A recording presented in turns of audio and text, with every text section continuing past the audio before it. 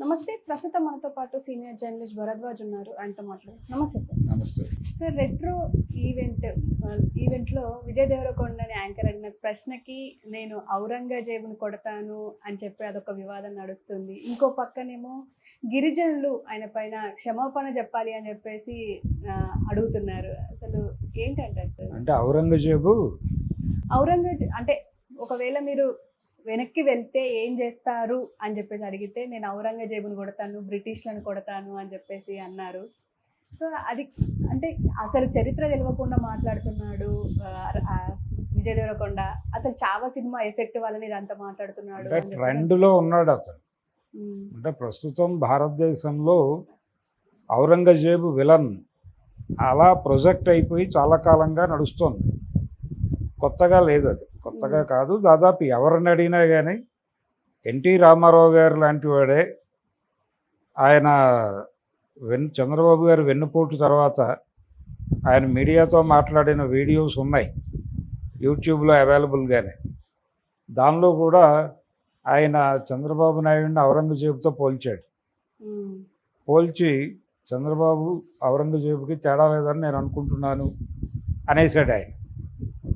అలా ఔరంగజేబు విలను అనేది ఒక నేరేటివ్ మన బ్రెయిన్స్లో ఫిక్స్ అయిపోయి చాలా కాలం అయింది. శివాజీ హీరో అని, ఔరంగజేబు విలన్ అని భారతదేశ చరిత్రని అలా రాశారు. అలా రాసి మెదడులోకి ఎక్కించారు. దాని ప్రభావంతో పైగా ఈ మధ్య దాన్ని విపరీతంగా ఎన్హాన్స్ చేస్తున్నారు. శివాజీకి ఔరంగజేబుకి అతను ఒక కొత్త రాజ్యాన్ని ఏర్పాటు చేయడానికి ప్రయత్నం చేసిన ఒక మున్సబుదారు శివాజీ. ఆ ప్రయత్నంలో భాగంగా ఆయన రాజ్యాన్ని ఏర్పాటు చేసుకున్నాడు. ఆ ఏర్పాటు చేసిన రాజ్యానికి ఆయన పట్టాభిషిక్తుడు కావటానికి కూడా నానా కష్టాలు పడాల్సి వచ్చింది. ఈ క్రమంలోనే ఆయన్ని దెబ్బతీయటానికి, అంటే శివాజీని దెబ్బతీయటానికి అనేక మంది హిందువులే రకరకాల ప్రయత్నాలు చేసి ఔరంగజేబుతో కలిసి కుట్రలు పనిన సందర్భాలు కూడా ఉన్నాయి. పర్టికులర్గా చిత్పవన్ బ్రాహ్మలు వాళ్ళు శివాజీని అంగీకరించలేదు. పీష్వాల రాజ్యం కావాలనేది వాళ్ళ ఉద్దేశం. శివాజీ తదనంతరం శివాజీని లేకపోతే సంభాజీని తుదముట్టి ఇచ్చిన తర్వాత ఆ రాజ్యం ఎవరికి వెళ్ళింది? ఔరంగజేబుకి వెళ్ళలేదు, పీష్వాలకు వెళ్ళింది, చిత్పవన్ బ్రాహ్మలకు వెళ్ళింది అది.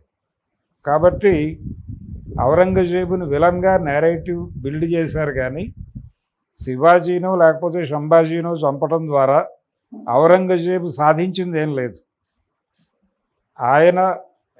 ఆయనతో కొంతమంది కలిసి నీకు మేము సరెండర్ అవుతామనే పద్ధతిలో ఆయనతో ఒక అవగాహన కుదుర్చుకుని వీళ్ళ మీదకి నడిచింది. ఆయనకేం ప్రత్యేకించి శివాజీని ఏదో చేయాలనే ప్రోగ్రాం ఏం లేదు. అలాగే శివాజీకి కూడా ఔరంగజేబుని ఏదో చేయాలనే ప్రోగ్రాం లేదు. ఆయన ఢిల్లీ చక్రవర్తి, కప్పం చెల్లిస్తే ఎవరు చెల్లిస్తే వాళ్ళకు అనుకూలంగా ఉండేవాడు. ఆయన యుద్ధం ప్రధానంగా గోల్కొండ నవాబులతో నడిచింది. గోల్కొండ నవాబులు హిందువులు కాదు కదా. గోల్కొండలో మసీదు పడగొట్టాడు ఆయన. అది ఎవరు మాట్లాడరు, ఎవరు ఔరంగజేబే. ఆయన ముస్లిం, ఇక్కడ మసీదులు పగలగొట్టాడు వచ్చి కావాలని గోల్కొండలో. వీళ్లతో యుద్ధం ఉంది ఆయనకి. వీళ్ళని జయించడం కోసం ఆయన చివరి రోజులన్నీ దక్కన్లో గడిపాడు. దక్కన్లోనే చనిపోయాడు. ఆయన సమాధి కూడా దక్కన్లోనే ఉంటుంది. మహారాష్ట్రతో మొదలుపెట్టి ఇదంతా దక్షిణ భారతం. మహారాష్ట్ర కూడా ఉత్తర భారతం కాదు, మహారాష్ట్ర కూడా దక్షిణ భారతమే. వింధ్య పర్వతాలకు యువతలంతా దక్షిణ భారతమే. కాబట్టి దక్షిణాది హీరోగానే చూడాలి ఎవరిని చూసినా, శివాజీని చూసినా ఎవరిని చూసినా. కాబట్టి ఔరంగజేబు నార్త్ నుంచి ఇటువైపుకి వచ్చే ప్రయత్నం చేశాడు. ఈ ప్రయత్నంలో ఆయన అడ్డుకోవడానికి అందరూ ప్రయత్నం చేశారు, అందరూ కష్టపడ్డారు. అందులో గోల్కొండ నవాబుల కృషి కూడా ఉంది. వీళ్ళు ముస్లింలు అయినప్పటికీ ఆయన అంగీకరించలేదు.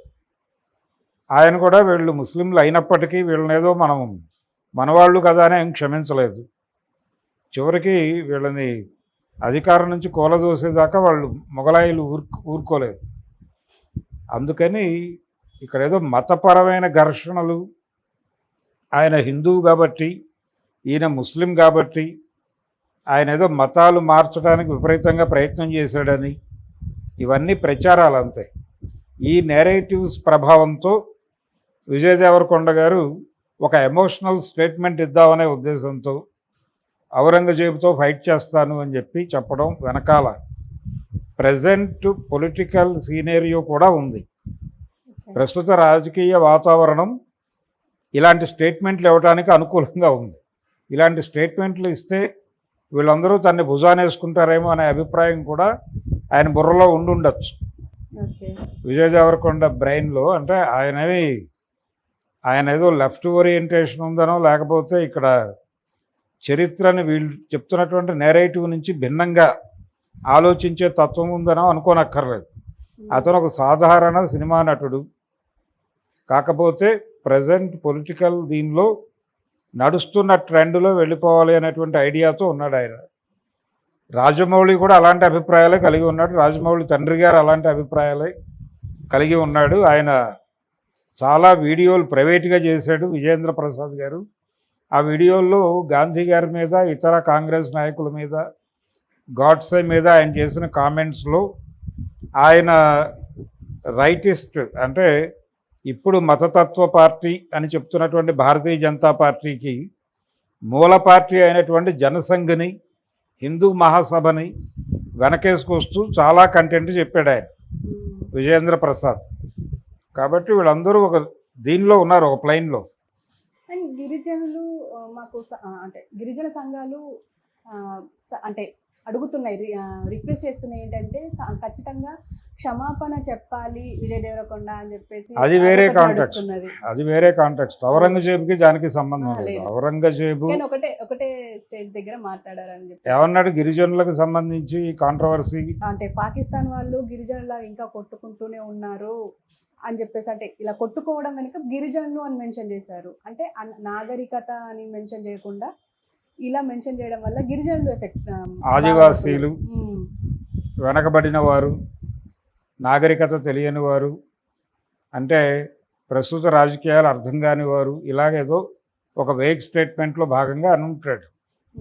అయితే కాన్షియస్గా మాట్లాడాల్సిన సందర్భం ఉంది. కానీ చాలామంది ఇప్పటికీ తిట్లలో కింది కులాలను వాడతారు.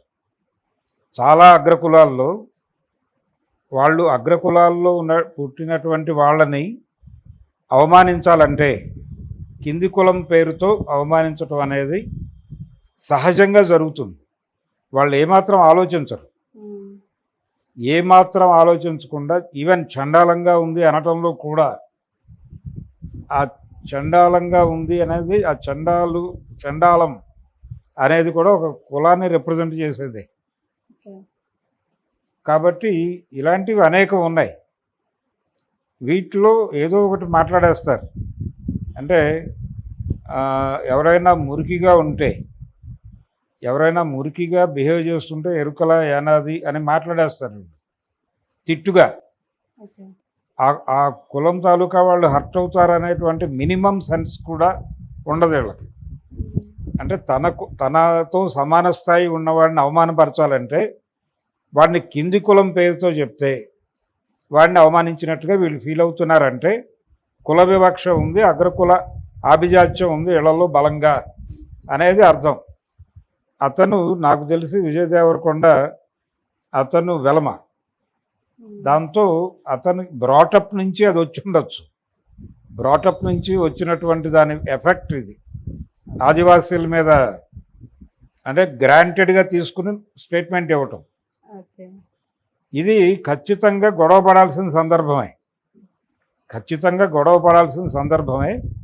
ఇలా మాట్లాడిన ప్రతిసారి అంటే తల్లులు కూడా వాళ్ళకి తెలియకుండానే పిల్లలకి ఏదన్నా నేర్పిస్తూ, మగపిల్లలకి ఆఫ్టర్ ఆల్ ఆడపిల్లలు చేస్తున్నారు ఈ పని, నువ్వెందుకు చేయలేవు అనేస్తారు. అనటం ద్వారా అవతల ఆడపిల్లలను అవమానపరుస్తున్నామని వీళ్ళు అనుకోరు. వీళ్ళు ఆడవాళ్ళు అయ్యుండి ఆడపిల్లలను అవమానపరిచే మాట్లాడేస్తారు. ఆడపిల్లలు చేస్తున్నారు, నువ్వెందుకు చేయలేవు అనేస్తారు గబుక్కున. ఇలాంటివి బ్రాటప్ నుంచి నరనరాన జీర్ణించుకుపోయినటువంటి ఒక రకమైన హై హ్యాండెడ్నెస్, అగ్రకుల ఆభిజాత్యం కావచ్చు, జెండర్ వైజ్ వివక్ష కావచ్చు, వీటన్నిటి రూపమే వీళ్ళ వ్యక్తిత్వాలు.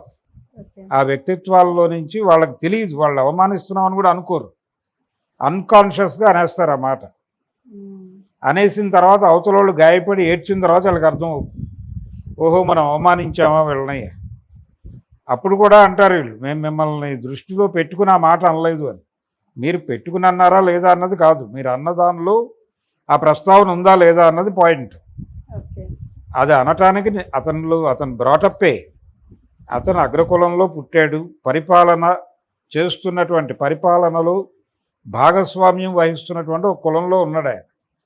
ఆ కులంలో అతను పుట్టి పెరుగుతున్నటువంటి క్రమంలో అతనిలోకి ఇంకినటువంటి భావజాలం, దాన్ని వదిలించుకునే ప్రయత్నం చేయకపోవడం వలన ఇలాంటి స్టేట్మెంట్లు ఇస్తున్నాడు ఆయన.